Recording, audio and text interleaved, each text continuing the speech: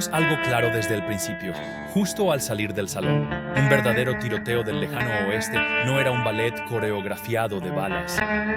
No había música dramática, ni recargas en cámara lenta, y desde luego ningún vaquero cubierto de polvo desenfundando al mediodía con la velocidad de una serpiente de cascabel con cafeína. La verdad, era caótico, torpe y terminaba en menos tiempo del que se tarda en estornudar. ¿Has visto la versión de las películas? Dos hombres, mirándose fijamente, entrecerrando los ojos bajo el sol, dedos temblorosos justo encima de sus fundas. Y de repente, ¡bang! Uno cae, el otro hace girar su pistola y se aleja tranquilamente hacia la leyenda. Pero si realmente estuvieras allí, de pie en la tierra de Dodge City o Tombstone, con las palmas sudorosas y el dedo en el gatillo, no verías mucho de eso. Para empezar, la mayoría de los tiroteos no eran planeados. Eran desordenados, espontáneos, casi siempre impulsados por el whisky y el orgullo herido. Las discusiones en el viejo oeste se intensificaban más rápido que un incendio en un pajar. Un trago derramado, un insulto mal escuchado o una broma en mal momento podían convertir una partida amistosa de póker en un desastre a balazos. Contrario a la creencia popular, la gente no se enfrentaba en medio de la calle como caballeros duelistas. Disparaban desde las puertas, detrás de barriles, por las ventanas, debajo de las mesas. Básicamente, desde cualquier lugar que ofreciera la posibilidad de no morir. Ese clásico duelo al mediodía, pura ficción. Los tiroteos reales ocurrían a cualquier hora, usualmente después del atardecer, cuando todos estaban borrachos y hacía rato que habían olvidado el buen juicio. Además, la mayoría fallaba los disparos. Mucho. Los revólveres del siglo XIX no eran precisamente instrumentos de precisión. Fallaban los disparos. Se atascaban. O simplemente se negaban a cooperar, fallando al intentar acertar a un objetivo del tamaño de una persona a 10 pasos de distancia. Mientras tus manos temblaban de miedo y adrenalina, tenías más probabilidades de atrapar un colibrí con un lazo. Los relatos de los sobrevivientes nos cuentan que las balas a menudo se desviaban, impactando en letreros cercanos, faroles, caballos o transeúntes inocentes. A los periódicos les encantaba informar sobre tiroteos, pero lo que omitían era cuántas peleas terminaban sin que nadie recibiera un disparo, a menos que cuentes el sombrero de alguien.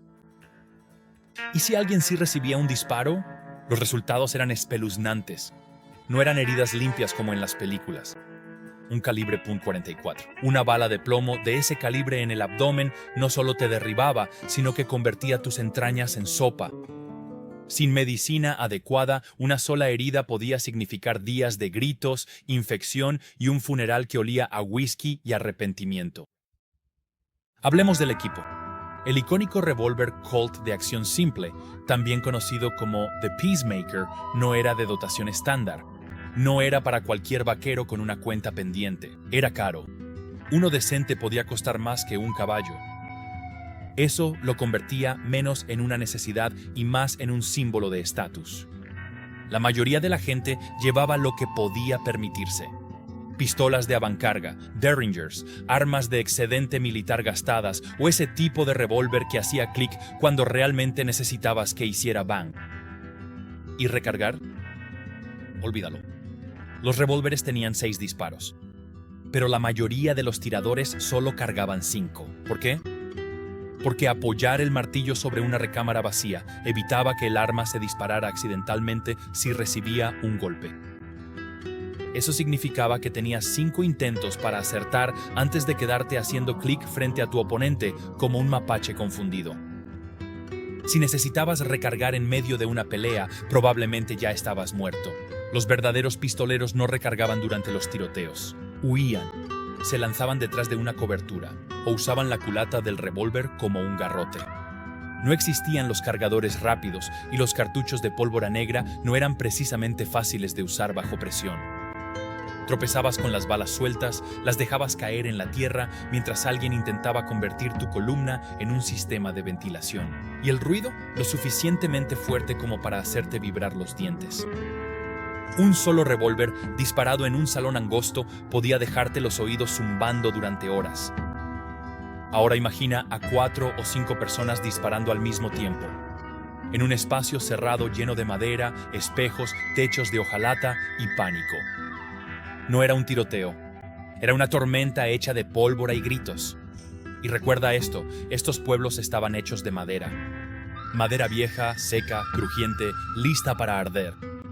Un solo disparo perdido contra una linterna o una botella de Rodgut Moonshine podía convertir una discusión en la taberna en un incendio total, lo cual, históricamente hablando, ocurría más a menudo de lo que imaginas. En más de un caso, el tiroteo fue olvidado porque todo el salón se incendió y arrasó con media cuadra. Pero si lograbas acertar un disparo, las consecuencias no eran nada glamorosas. No te ibas con una cicatriz genial y una reputación misteriosa. Te ibas cojeando si es que podías caminar. Las heridas de bala no eran limpias. Destrozaban huesos, desgarraban carne. Era una invitación a la infección, como barra libre. Un disparo en el abdomen significaba una muerte lenta. Un disparo en el pulmón significaba un jadeo húmedo y burbujeante. Un disparo en una extremidad podía significar amputación, hecho con una sierra sin anestesia y con algo para morder.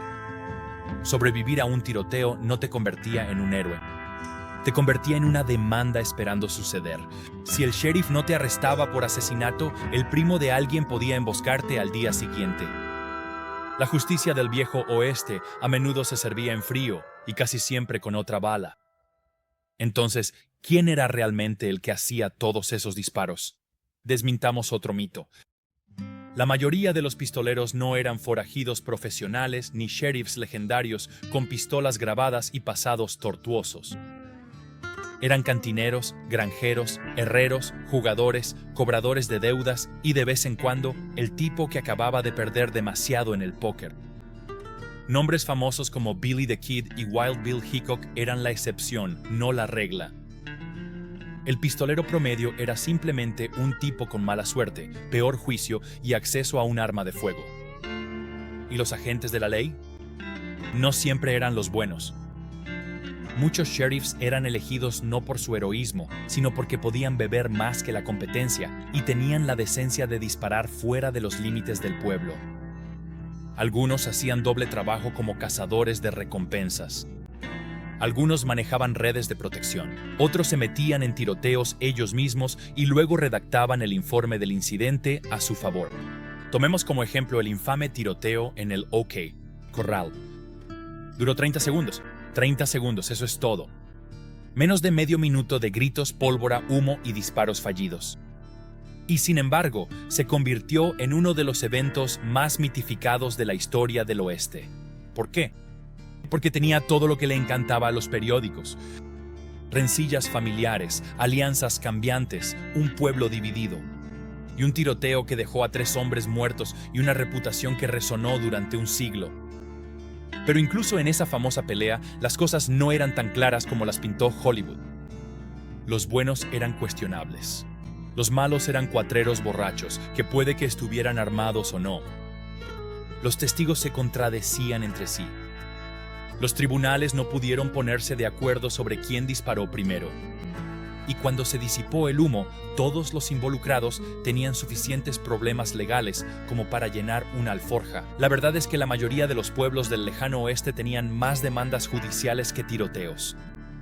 Si sacabas un arma a alguien a plena luz del día y no tenías una placa o una turba detrás de ti, había muchas probabilidades de que terminaras en la corte antes que en la tumba.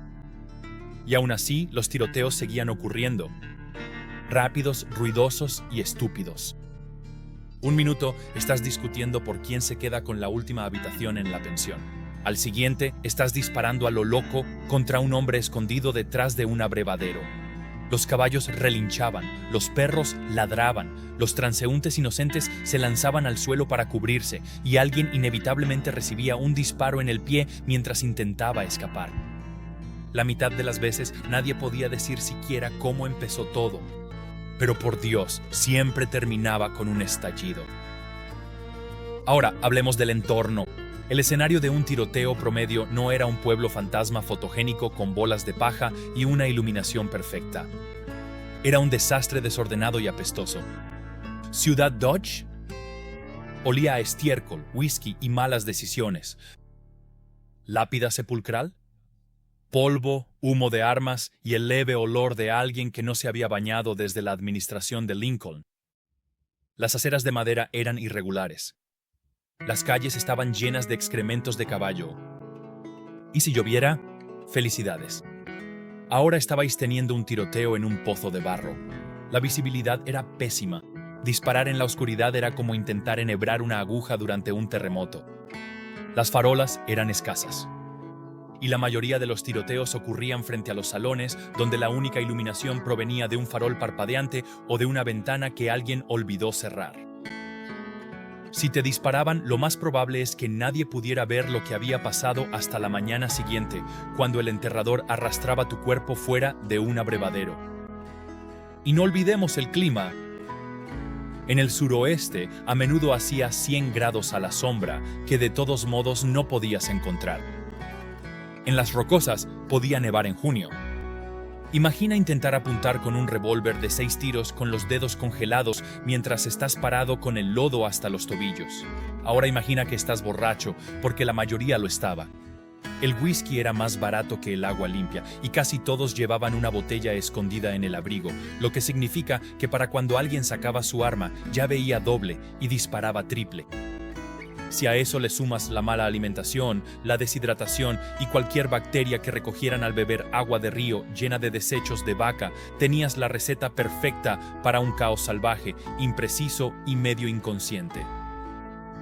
Hablando de caos, el fuego amigo era alarmantemente común. Apuntar era cuestión de adivinanza y el pánico lo empeoraba todo. Sacabas el arma rápido, apretabas el gatillo y accidentalmente le disparabas a tu compañero en la rodilla. Muchos tiroteos terminaban con más heridos por balas perdidas que por disparos intencionales. Existen registros de transeúntes que recibieron disparos mientras intentaban huir, mientras miraban desde las ventanas o, en un caso memorable, mientras dormían. Un pobre hombre se despertó con un agujero de bala en su sombrero. Y sin idea de por qué la gente gritaba afuera. Ese sombrero luego se vendió por $3 como una reliquia milagrosa. Después de todo, era el lejano oeste. Si no podías sobrevivir con tu arma, tal vez sobrevivías con una buena historia y el sombrero adecuado. Retrocedamos un segundo y preguntemos, ¿por qué había tantas armas en primer lugar? Porque en el lejano oeste, andar desarmado era básicamente una elección de vida. Dicho eso, confío en los extraños y en las serpientes de cascabel. Las armas no eran solo para los tiroteos. Eran un seguro, herramientas, declaraciones de moda y a veces dispositivos de apoyo emocional. Llevabas una mientras arreabas ganado, te limpiabas los dientes o terminabas con alguien. El arma no era el último recurso. A menudo era el primero, pero existía una regla no escrita entre los hombres respetables. No desenfundabas a menos que alguien más lo hiciera primero.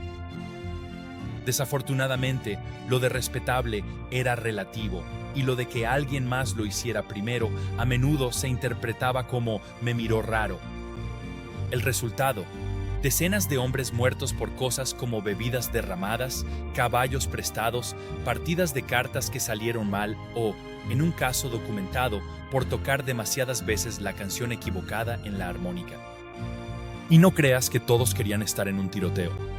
Muchos vaqueros evitaban activamente el conflicto.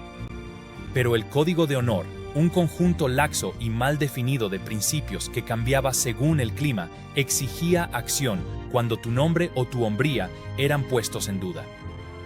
¿Alguien te llamó tramposo? Mejor dispárale. O serás para siempre ese tipo que no lo hizo. Era presión social empapada en aguardiente y aceite de pistola. Entonces, ¿qué pasaba después de que se disipaba el humo? Bueno, primero, silencio. No un silencio cinematográfico.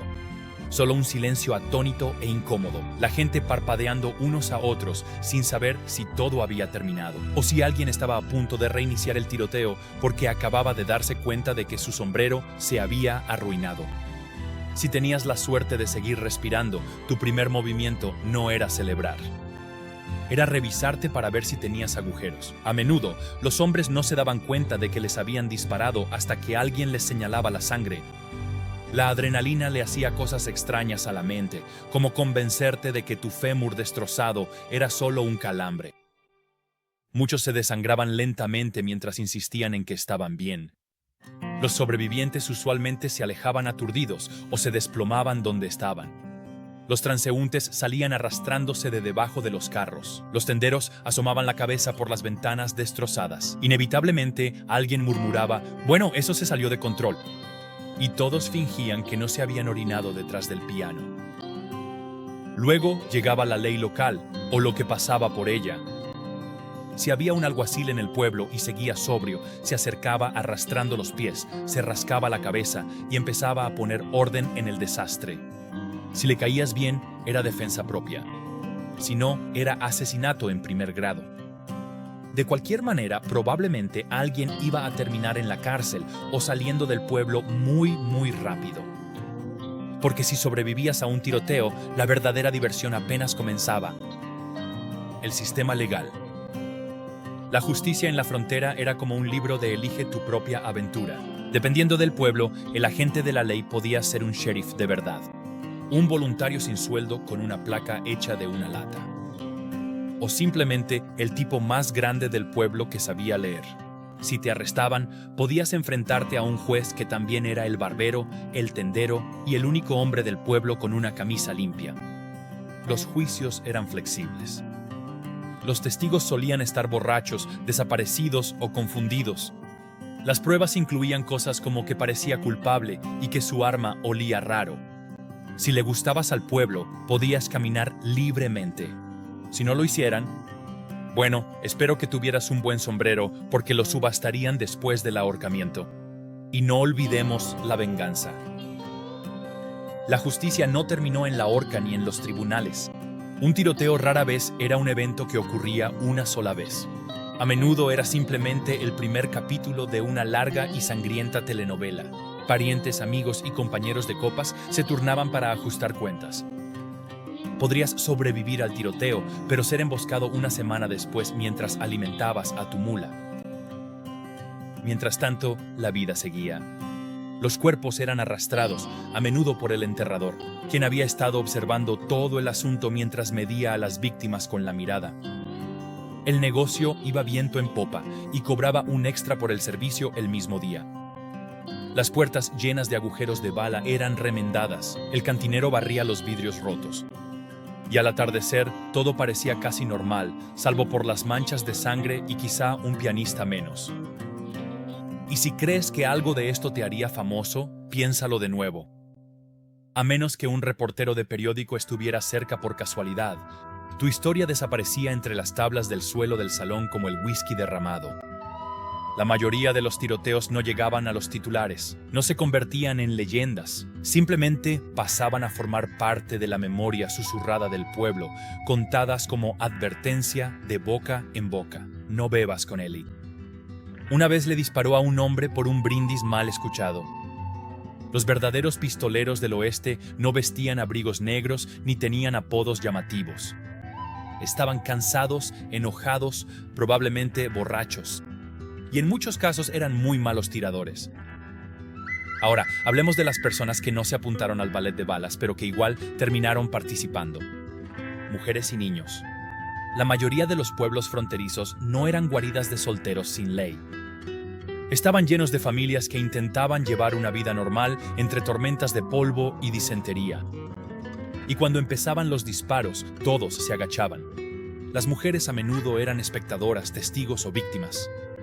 Las balas no discriminaban. Hay historias de maestras que recibieron balas perdidas a través de la ventana, madres arrastrando a sus hijos bajo los carros o chicas de salón alcanzadas mientras se arrastraban detrás de la barra. Una mujer en Kansas fue famosa por recibir disparos en ambas piernas mientras intentaba rescatar a una gallina durante una pelea callejera. La gallina sobrevivió. Ella cojeó por el resto de su vida. Los niños aprendían desde temprano. Cuando empiezan los gritos, suelta tus dulces y escóndete. Algunos niños crecieron pensando que los disparos eran solo parte de la banda sonora de una tarde de sábado. Otros crecieron para ser la siguiente generación de pistoleros, cargando con los mismos rencores por los que murieron sus padres. Entonces, ¿quién sobrevivía a estos líos? La suerte principalmente. Y a veces las botas. Los hombres que sobrevivían no siempre eran los más rápidos ni los más valientes. Eran los que se agachaban primero, disparaban al final o simplemente tropezaban en el momento justo. Hay un caso famoso de un jugador en El Paso que sobrevivió a 3 tiroteos en un año, principalmente porque se caía al suelo con el primer disparo y se quedaba allí. Otros sobrevivían yéndose del pueblo rápido.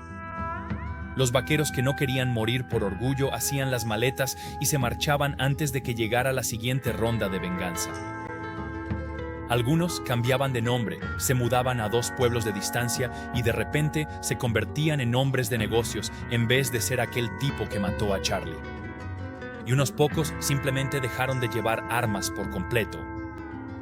Ya habían tenido suficiente de adrenalina, pólvora y funerales. A estos hombres a menudo se les llamaba cobardes.